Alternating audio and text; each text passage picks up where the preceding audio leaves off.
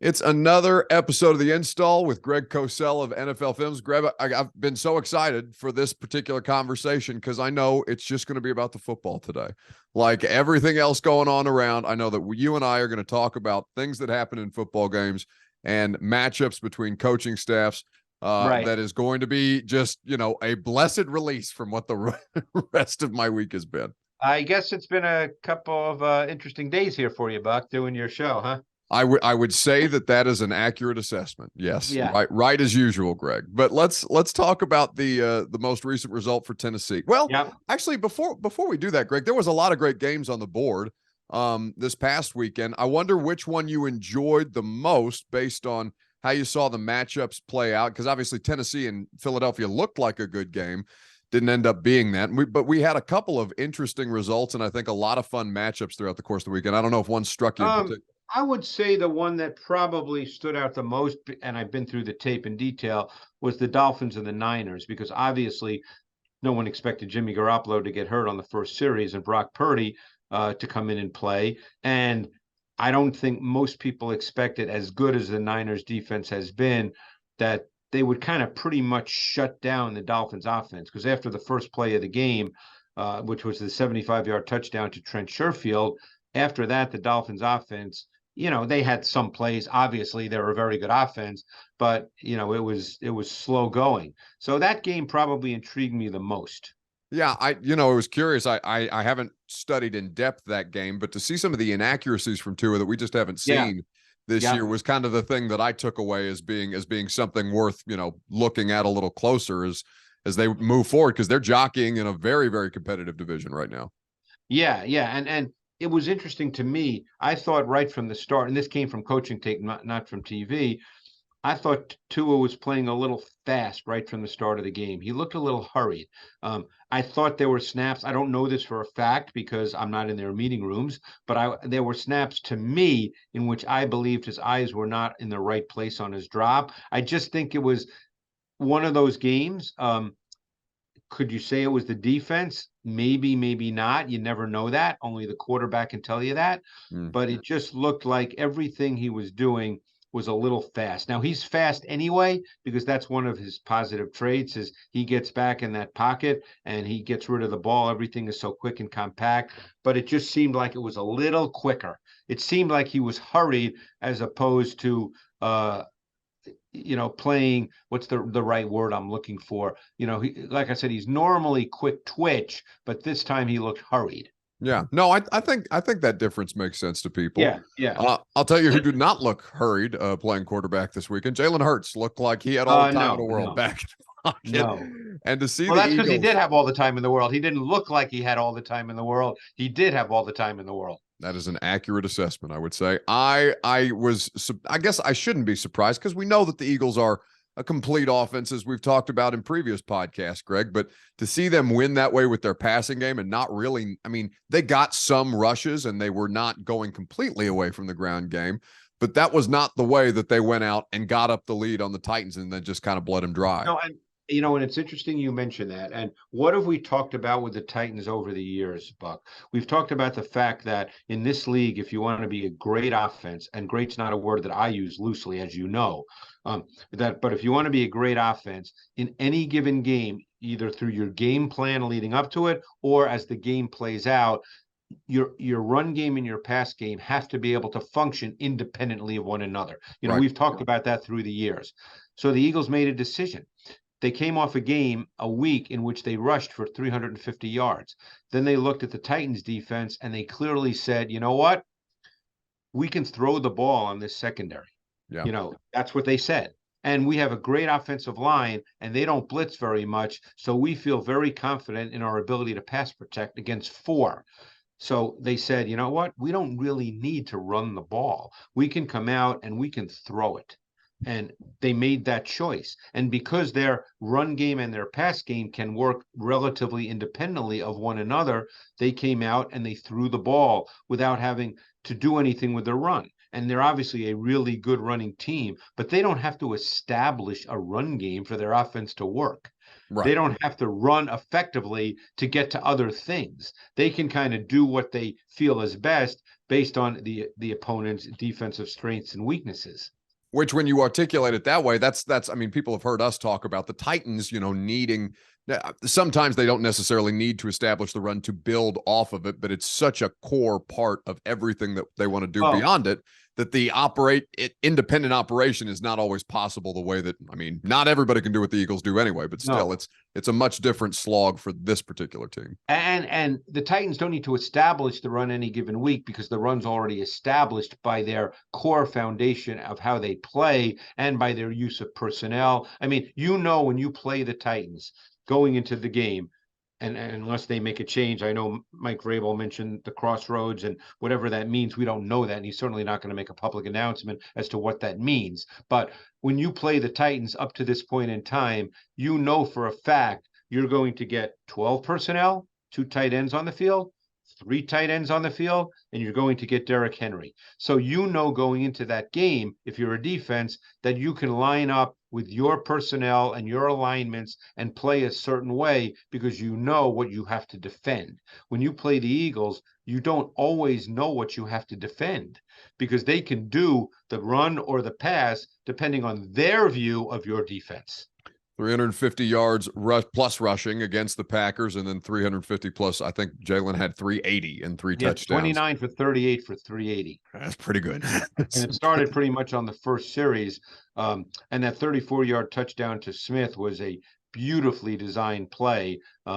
That obviously people can't see the play, so I'm not going to sit here and break it down in geeky terms, but it was a beautifully designed concept that put Smith on McCrary one-on-one.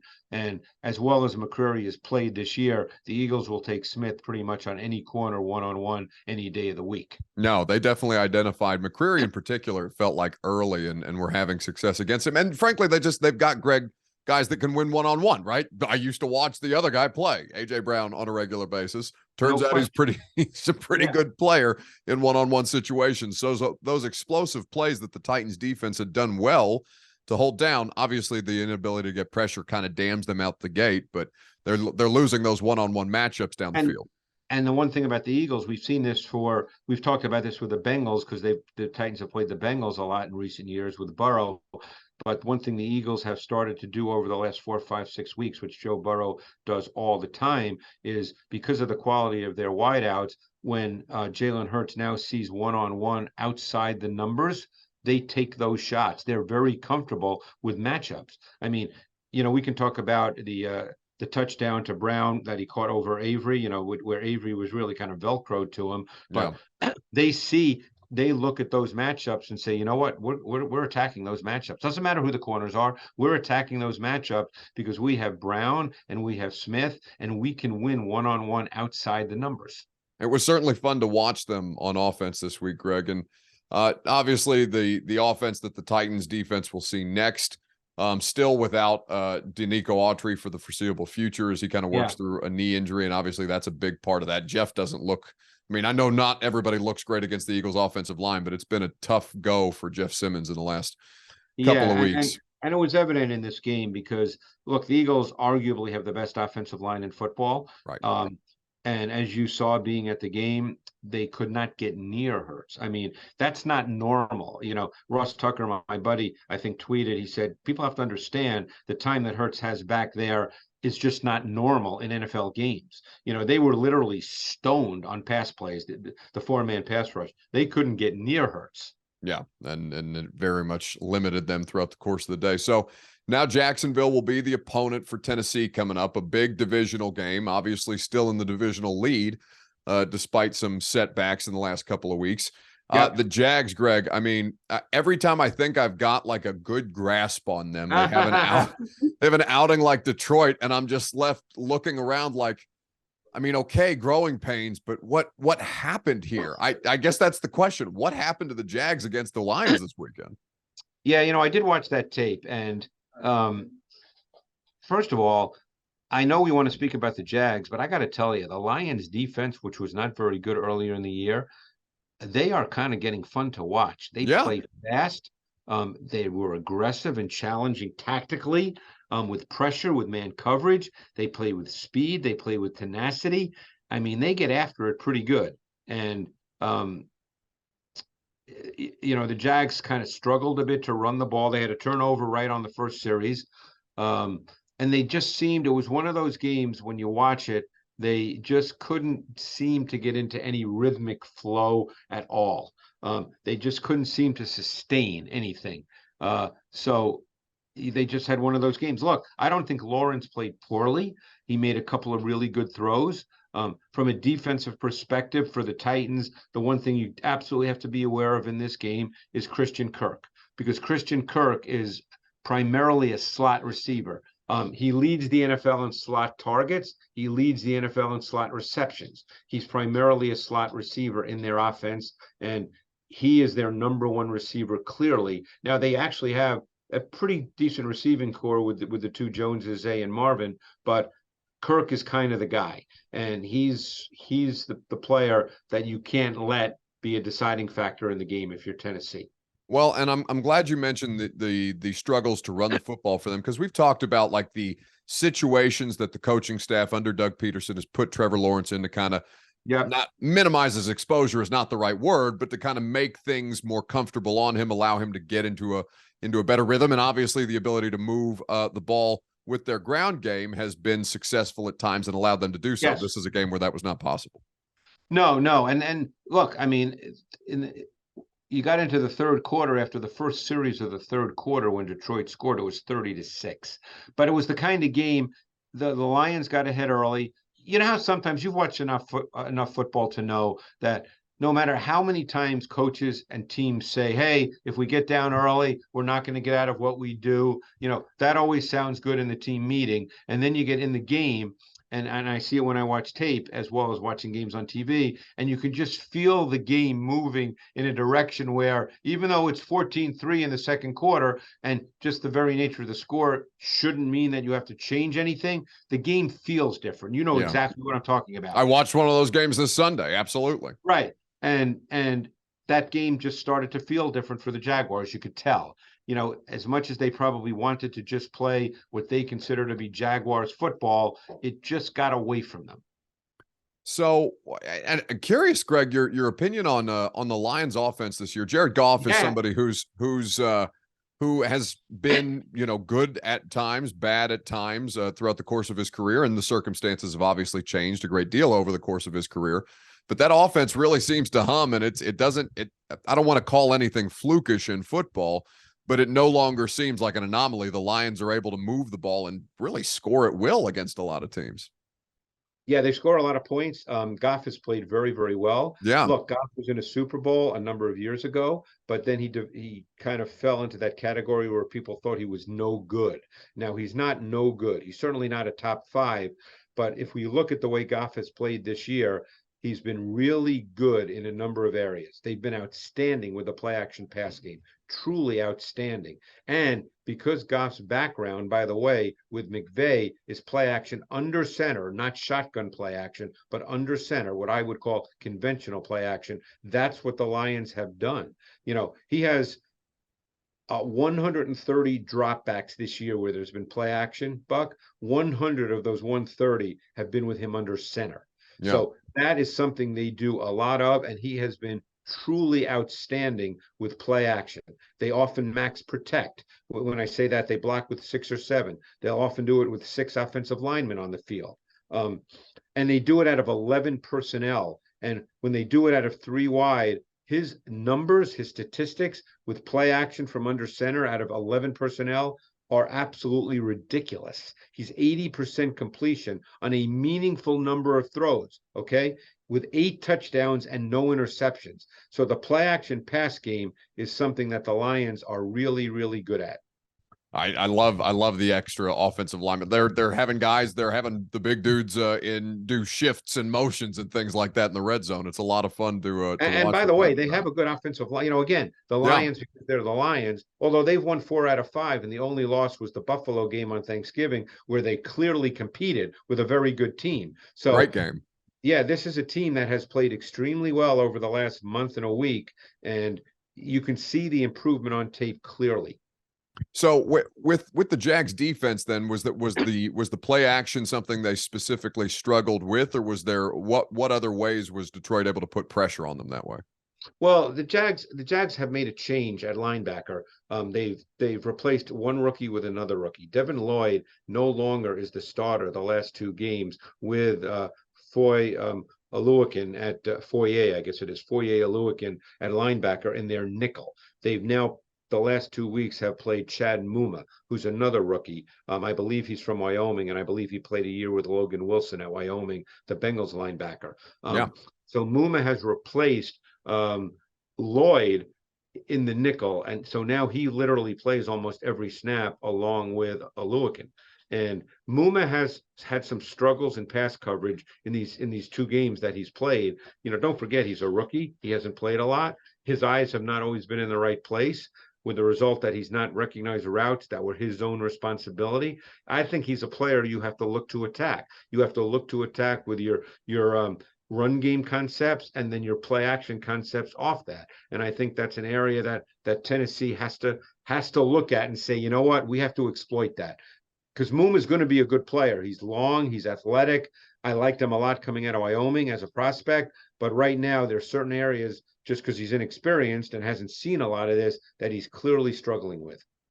So some fun games ahead this weekend as well. The AFC East continues to be fascinating. The AFC West honestly got a lot more interesting. Yeah. With the Raiders beating the Chargers over the weekend. The NFL Matchup Show, of course, is where you go to get all the insights and analysis that Greg Salpal. I actually met Salpal for the first time at the Link. It was good to meet him in person. He was there working the game for ESPN, obviously, That's and then right. Darius Butler. Their teammate on the Matchup Show. Get it on ESPN in the mornings, set your DVR, or ESPN Plus on demand. Greg, what are you working on for the Matchup Show this week? Yeah, you got the Jets Bills, which is a big game. That's a game that we'll spend a good amount of time on it because it's a big one. And obviously, they played a few weeks ago, and the Jets actually won that game, as you may recall. But that was Zach Wilson, and now it's Mike White. And by the way, I've watched Mike White in his two starts, and I was telling one of my guys here on the Matchup Show, I'm not going to sit here and say, "Hey, Mike White, man, he's the man," but you know, he's one of those guys. When I watch him, I keep thinking to myself, can this guy be a quality starter in the league? And when I say quality starter, Buck, I don't want people to think I'm saying that he's, Patrick Mahomes or Joe Burrow or Josh Allen or, that's not my point. But, can he, in the context of a complete offense, and obviously their run game right now is not what they hoped it would be because Breece Hall's done for the year, but they do have pretty good receiving core. They've got two pretty good tight ends. Can Mike White be one of those efficient executors and ball distributors? I'm obviously more needs to be seen, but he's certainly done that the last 2 weeks, and he's made some throws that one would have to consider pretty big time throws. No, there's no question. Yeah.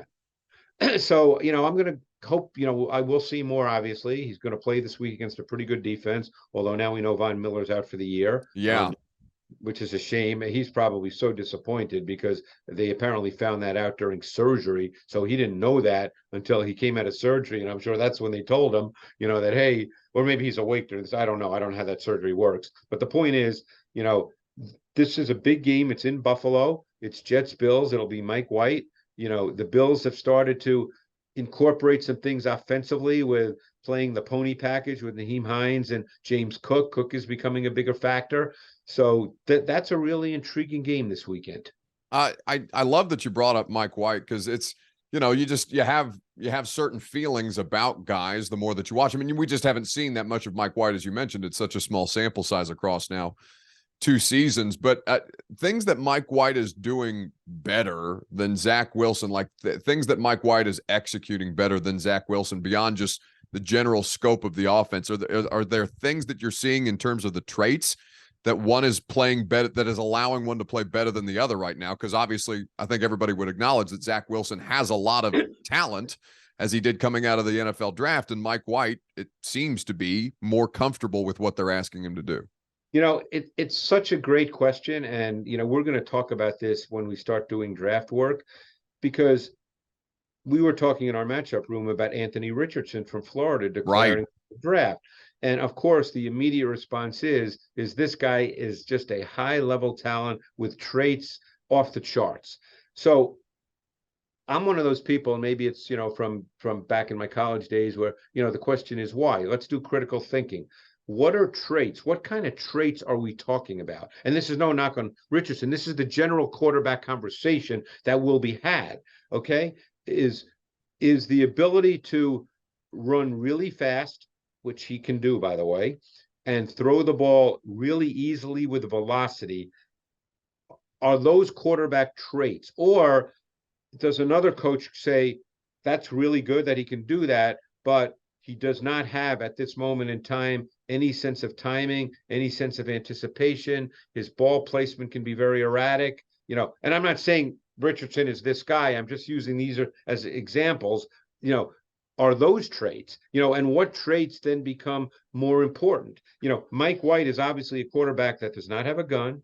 You wouldn't call him a great athlete, but he's been playing with really good timing, really good anticipation, throwing the ball with pretty precise ball placement. He never gets stuck in the pocket. The ball comes out. He knew where to go with the ball. He understood his route concepts versus the coverage. He played within structure really nicely. Those are traits too. Yeah, I mean, so you have to decide what you view as more important than others. What traits are you ascribing more value to? Well, and it kind of goes back to that philosophical conversation we had last week around Justin Fields, right? Like Correct. The commitment to the run that they have shown, and can you operate this way with a player who's not necessarily great within the structure that you're providing him, and just saying, okay, go out there and make plays the way that you know how and see how long this is sustainable for. I think Anthony Richardson is a great kind of, obviously Justin Fields had a higher pedigree coming out, but a lot of those cost benefit analysis conversations are going to be had around Anthony Richardson. Cause I know I texted a couple scouts who are just like, I'm not sure what the logic is, but I guess that probably depends on which organization you ask. Correct. And it's funny you mentioned Fields, because I watched his tape this morning, by the way, and he played better this week. He made some throws from the pocket, and that showed a sense of timing and understanding the route concept versus the coverage. And because everybody makes a lot of platitudinous comments when you talk about quarterback evaluation, and that's one of the reasons I love it so much. And obviously it's not an exact science. Okay, you can get as many analytical studies done as you want, but at the end of the day, you still have to watch a guy play football. You have to get a feel for, is he seeing it, is he not seeing it, when is he turning it loose? There's so many factors that go beyond a mathematical equation.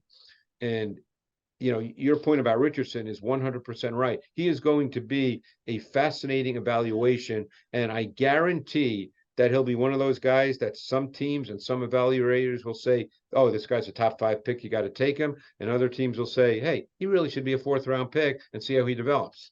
Yeah.